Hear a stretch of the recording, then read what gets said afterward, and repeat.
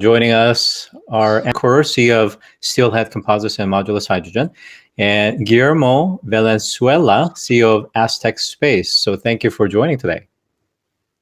Thank you, Scott. Thank you for the invitation. All right, so let's take turns, sharing a little bit about your startup and also the big problem that you're trying to solve in the market. Okay, let me start, Andrew. We at Aistech Space, we're trying to solve a necessity that is right now arising, is thermal images from space. We are surely that there's a lack of this type of images around the world, and there are a lot of verticals in different markets that are willing to get these kind of images. We are talking about three main objects here, three main concepts. One of them is on demand. That means we are to take a picture whenever it's needed and whatever is needed. That's one of the key important things here. The other one is high resolution. That means not going, for instance, for 120, 150 meters, but go below 50 meters, below 30 meters thermal. That means that is totally different than visual resolution. And the other important thing is revisit time. That means we will be able to take this picture, for instance, every Monday or every Tuesday. We don't have to wait until a couple of weeks for getting this image. And all this using a constellation of small sats flying in a LEO orbit. And just taking pictures and adding this information as layers of data for different customers and different verticals all around the world. Great. And how about you, Andrew? Yeah, thanks for having me. You've had a long day, Scott. Great to be here. So Steelhead and Modulus, it's the same company right now, but Modulus is the hydrogen storage side. And what we do is we design, engineer, manufacture storage media for holding high pressure hydrogen and transporting that hydrogen. And that hydrogen can be used in a fuel cell to create zero emission clean energy and electrification. And we're currently selling it in everything from drones to aircraft to submarines to ROVs, stationary storage, backup power, not to mention the obvious ones like long haul trucking and trains. So it's we didn't get our start doing hydrogen. We kind of ended up here, right place at the right time, and we're working on scaling to be the go-to provider for the storage and transportation solution for the new hydrogen. Super, great. Thank you for that. So let me go back to Guillermo in terms of the core IP of what you guys are doing and how it differs from some of the other types of sensing devices, remote sensing devices that are out there, whether it's hyperspectral, metaspectral, IR, and so forth. So how is your unique approach different? And I think one of the advantages, I believe, is that it can work throughout the day and night, whereas some have limitations because they're using primarily light and reflection of light. Yeah, that's right, Scott. In this sense, we are talking about infrared. It's long-wave infrared. That means we are able to detect temperature and surfaces. That means we're able to detect any single object, even at night, because we will see that reflect on the difference of temperature between the object and the surrounding surfaces. And in that sense, our key thing, our core IP is the form factor of the telescope that we on board our satellites. Because we're talking about a really small telescope. It weighs only 3 kilos, and it is able to reach this really interesting resolution of around 50 meters in terms of thermal. That is just a quick overview about what we can reach with this telescope is objects, for instance, bigger than 10 meters. That is perfect for surveillance, for coastal surveillance, for coastal control, or even asset control, or big fields for agriculture, mining, or even fishing industries. So our core IP is based on developing these payloads for the telescopes. We designed the satellite itself, but we have a bunch of really interesting suppliers, worldwide suppliers, that is helping us with the supplying of the platform itself of the telescope, of the satellite. And we just put the payload on it and we launch the satellite. So that's I think for me the key word thing is the form factor of the telescope we are launching. And at the end, it's just a matter of cost. So we're going to come back on the use cases and applications. Going back to Andrew, can you just kind of slowly break down some of the verticals that you're in and how hydrogen is being used? And I think if you could talk about, certainly the common cases, but also maybe things that maybe we didn't think about that hydrogen is being used for. That's kind of where we are. We've ended up in quite a few of these niches that you would have never expected hydrogen to play a place, but it's actually a very relevant and very good solution. So hydrogen really doesn't exist naturally in the form of H2. It likes bonding with things. So either with carbons, it creates hydrocarbons, or with oxygen, it creates water, or with nitrogen for ammonia. But pure hydrogen is not really prevalent. So once it's broken apart, that hydrogen wants to reconnect with something. And in a fuel cell, it reconnects with oxygen to create electricity and water. So that's the basis of a hydrogen fuel cell. But in between the generation of the hydrogen and the use of the hydrogen in the fuel cell, it needs to be stored. And as an exceptionally like that doesn't like to be contained, that's what Steelhead's core IP is how to keep it in an impermeable, hermetic container under really high pressure in a safe factor that can then be transported and delivered. And with that, oftentimes the media talks about hydrogen vehicles, right? The Toyota Mirai or the Hyundai Nexo, but hydrogen doesn't necessarily have its best application in a fuel cell in a passenger vehicle. 40% of our customers use hydrogen for stationary backup power because hydrogen it doesn't get old. So in our vessels, it can be available in 1 month or 1 year, and then through a fuel cell create that electricity. And it's being used quite often in cell phone tower backups. We've got projects in data center backups, generators for RVs, hotel power and hotel load for yachts, etc. That use it in a more stationary application. It also is used in mobility applications, such as powering a drone or a VTOL, or in charging a battery for a range extender for a long haul truck. But we see so many applications that you wouldn't normally expect, and some make sense and some don't. We have 283 partners we're working with right now on different hydrogen applications, and there's some really bizarre ones and some really ones that make sense when you think about it. But it's just one of these things that we'll have to find the optimal applications as we enter this energy transition to decarbonizing the. Well, I think listening to you, Andrew, I think what comes to mind is that sometimes we think too simplistically in terms of the energy transition, when in fact energy is used in, like you said, stationary or in mobile context, and the uses are so wide and so heterogeneous. And trying to solve every one of those nooks and crannies of every vertical use cases is difficult, but then hydrogen is one of those things that can actually do that. And you guys are actually playing in lots of different verticals, almost every possible vertical that exists. Coming back to you, Guillermo, let's talk about use cases and applications. So again, when it comes to thermal imaging, I mean, you have higher orbit satellites that's, strictly for security and defense purposes, and it can detect everything from arms, trades, military contexts, and so forth. So there's a lot of different use cases. What's your primary focus in terms of where you're starting out with?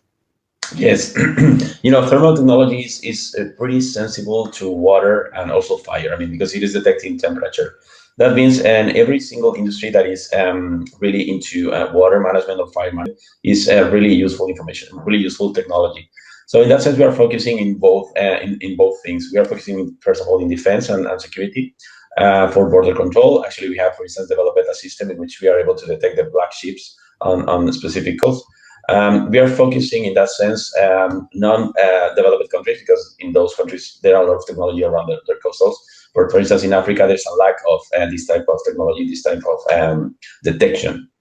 So one of the applications, and in terms of civil applications, we are focusing on giving this type of information to a whole bunch. I mean, to the community, basically, to the spatial community. Because we are not, we are experts in launching these satellites, launching this technology, and also in thermal specific images. But we are not experts in agriculture. We are not experts in mining. We are not experts in these type of industries. So we are placing our images to these different marketplaces in which all these industries can go there and buy these images. So there are 4 specific industries in which they are very, very popular type of images and very useful. One of them is agriculture, the other one is mining, the one is fishing, and the four of them is for sure industry and defense. That's one of the legs, because there is a lot of potential applications we don't know at this point. For instance, a couple weeks ago, engineering company just approached us because they would like to create these topographic models, and they will need this specific information. So it's kind of interesting that this type of technology will be up in the space pretty soon, and also will be very useful for different industries that at this point we don't really know that will be useful. That's why I decided just to stop at the first level in just giving this type of data and on information, and then allow all these different companies to buy this type of information. All right, so let me kind of focus on one dimension, which is around sustainability. So let's say carbon measurement, decarbonization, sequestration, and so forth. So in the context of, let's say, farming and fishing, can you go a little bit more in depth in terms of how these images are being used or can be used? And sure. Sustainability?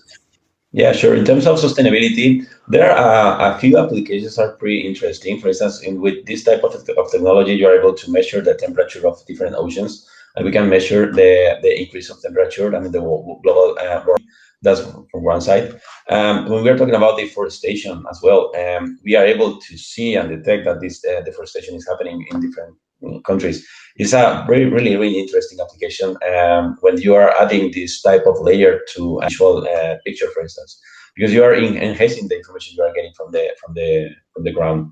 So in terms of decarbonization, I think for me since you are able to detect these differences in temperature, is very useful for water management and fire. In terms of using this technology for fishing, you're able to detect these differences in temperature and water, and also that makes sense to try to create this model in which the plankton movements are detected as well, and you will be able to detect if there's a lack of plankton, or we are losing plankton in different parts of the world, and that means we are losing fishes and we are losing this biological mass all around the world. Mm-hmm. So there are a few applications pretty interesting in terms of biodiversity and sustainability. Mm-hmm. And I think you made a point, which is that we are still yet to fully uncover the possibilities of how we could use this type of thermal data. Going back to you, Andrew, you mentioned that you guys are working with over a couple of hundred customers, and you mentioned just a handful of some of the verticals. Can you talk about market fit, market validation, and market traction? And how do you guys stack up against your competitors? Yeah, so I would say that we are #1 market share for hydrogen and aerospace applications that use compressed hydrogen. And a lot of that is because of our legacy in space. We do, Steelhead has quite a bit of content that is in a low Earth orbit for propulsion for satellites. And we're also working with all the major new space companies on launch using our technology. And that has given us a leg up on use hydrogen in drones and aircraft. With that type of space legacy and that type of quality system, the aerospace quality system allows us to compete nicely in that. And we're also #1 in marine, with our products being used on yachts, barges, tenders, ferries, etc.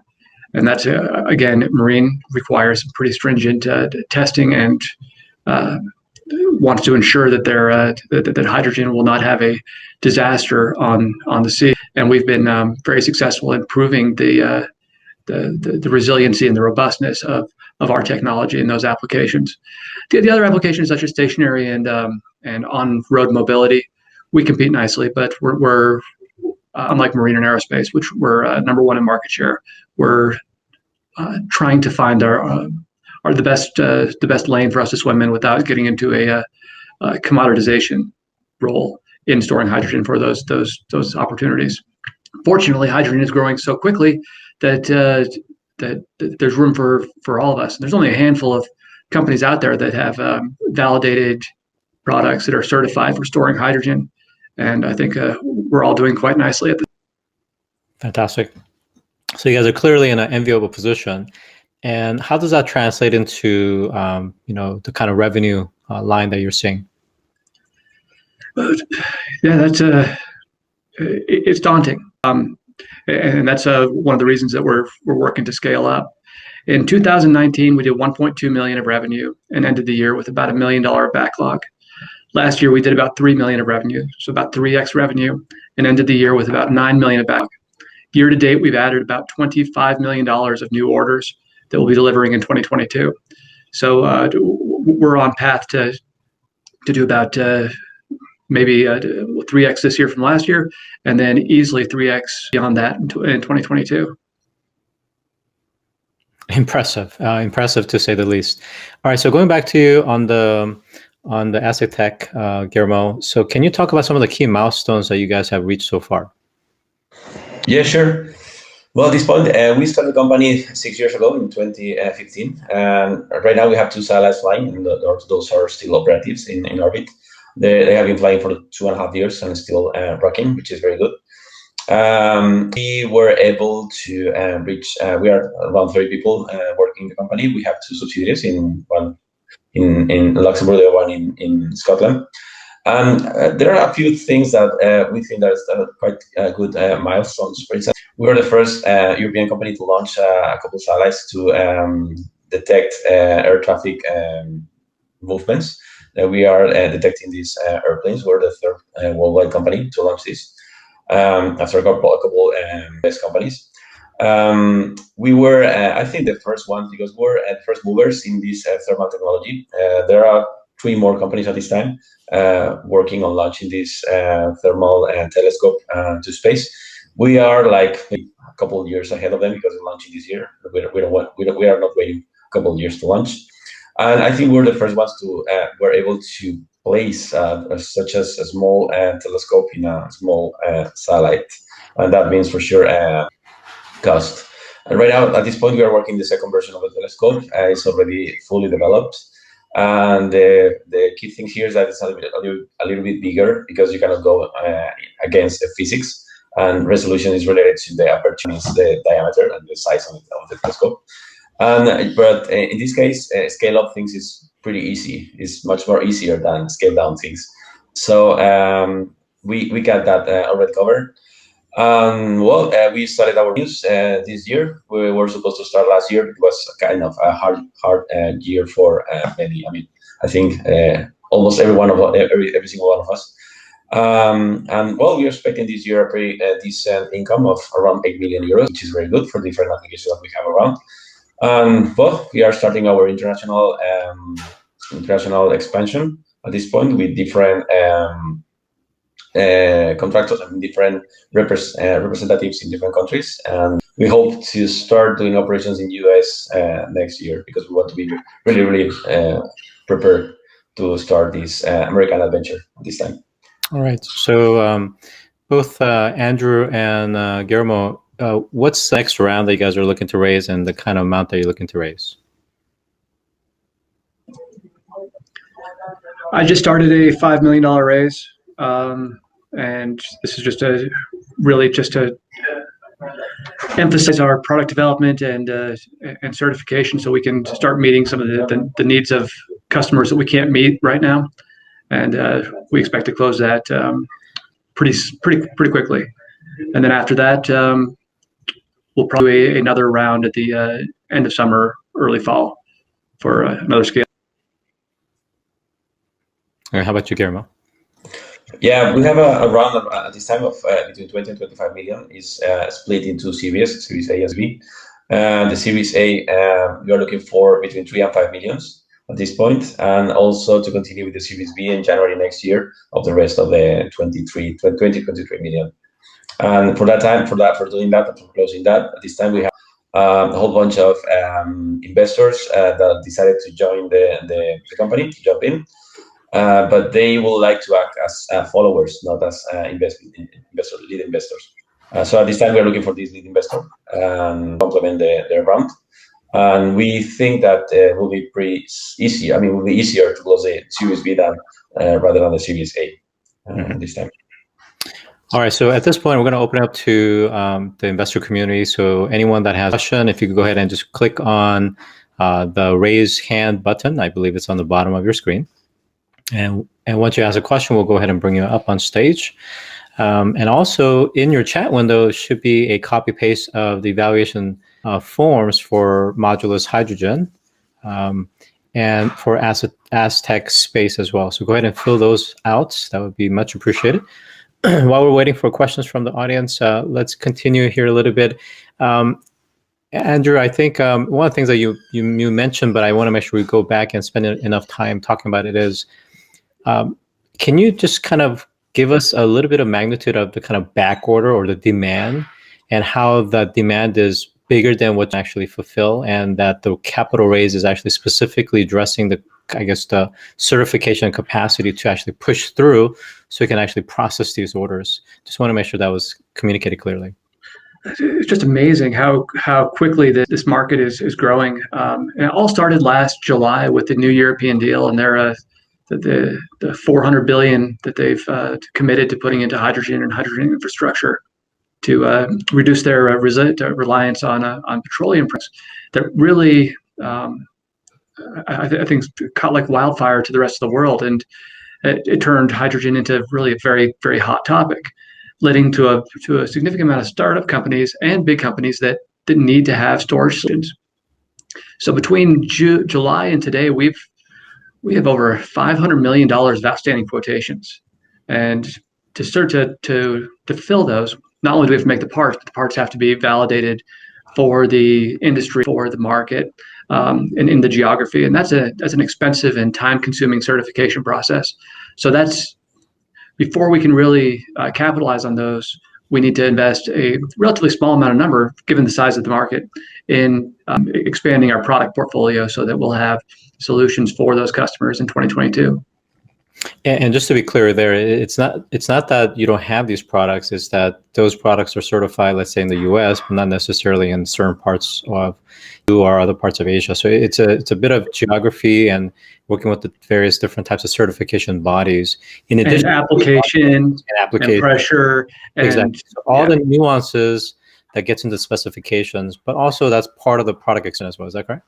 That's 100% of the product expansion, is that we need to invest now so we have products that are for a certain pressure for on-road transportation in the US, in Canada, and stationary as well. So if we want to enter Europe, we have to validate products for that. If we want to Chinese market, we got to validate products for that, and different applications. Whether it's so marine's different than stationary, is different than transport, is different than mobility. Yeah. So again, if you had these types of geographic and application-specific certifications, you could, in theory, be potentially generating almost $500 million in revenue, right? Yeah, that's true. That if we had the products and we could deliver the products, because that's the next step. Is we got to scale up to deliver. Fortunately, we're relatively capital efficient, but we'd be able to address this market, which is $500 million is just what we've seen, and that's a fraction of the overall opportunity that we. All right, so Guillermo, I want to go back to you. And again, for those that are listening, please feel free to ask questions at this time and continue to fill out the evaluation form for Modulus Hydrogen and Aistech Space. So Guillermo, in terms of the constellation that you're building out, talk about that and what does that mean in terms of capability and the kinds of services that you can provide? Yeah, sure. When we started this company, we did this risk assessment chart, in which one of the main risks that we already detected is what about if the telescope is not working, then we are losing the vision. So that's why we decided to add 2 more payloads on board the satellite.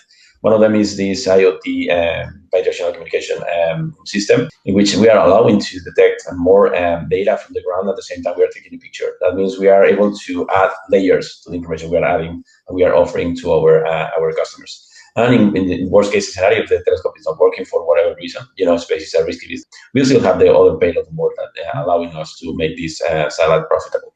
So that's one of the differentiation that we have on board our satellites. It's a multi-mission platform. It's a multi-mission satellite. It's not only one mission.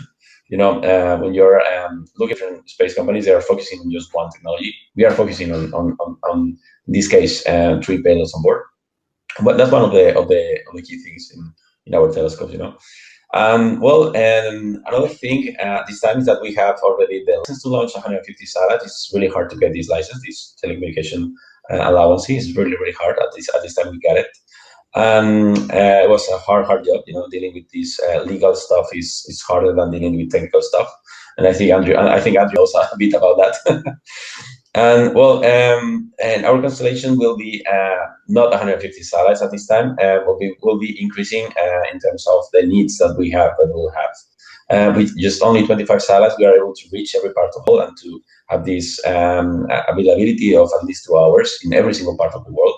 That means if you need a thermal picture of your farm, whatever it is, we can take it every 2 hours without any problem, because the constellation works in that way.